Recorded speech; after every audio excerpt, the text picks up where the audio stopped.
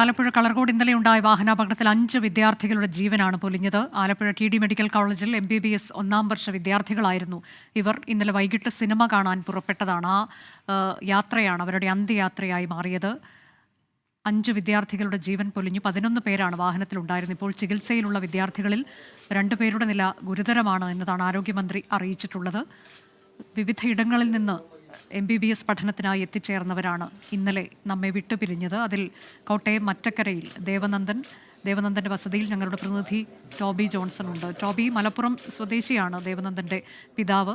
വർഷങ്ങളായി പക്ഷെ താമസിക്കുന്നത് ഇവിടെയാണ്. സംസ്കാരം നാളെയാണ് എന്നാണ് അറിഞ്ഞിട്ടുള്ളത്. മൃതദേഹം വസതിയിലേക്ക് എത്തിച്ചോ?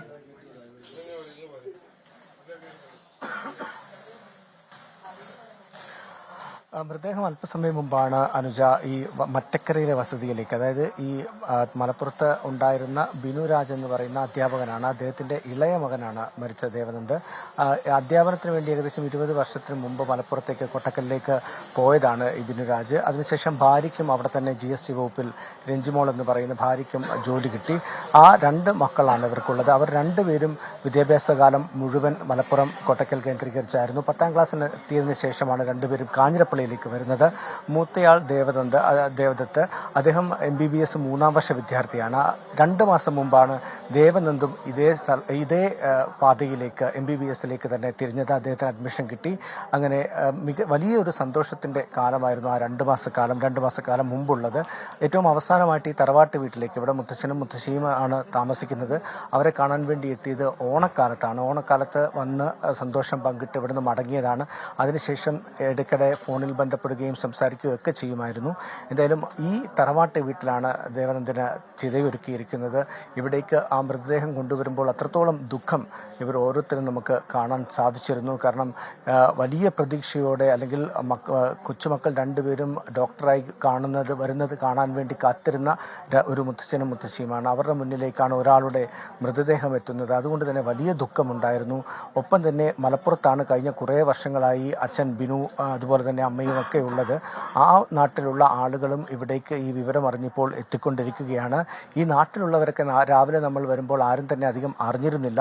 അതിനുശേഷം ഏകദേശം ഉച്ചയോടുകൂടിയാണ് പലരും ഈ വാർത്തയറിഞ്ഞ് ഇവിടേക്ക് എത്താൻ തുടങ്ങിയത്. ഇതൊരു നാട്ടിൻ പ്രദേശമാണ്. മറ്റക്കര എന്ന് പറയുന്നൊരു കൃഷി മേഖലയാണ്. അതുകൊണ്ട് തന്നെ ഈ വിവരങ്ങളൊക്കെ അറിഞ്ഞ് പലരും വരുന്നതേ ഉള്ളൂ. സംസ്കാര ചടങ്ങുകൾ നാളത്തേക്കാണ് വെച്ചിരിക്കുന്നത്. നാളെ 2 മണിയോടുകൂടിയാണ് സംസ്കാര ചടങ്ങുകൾ നടക്കുക.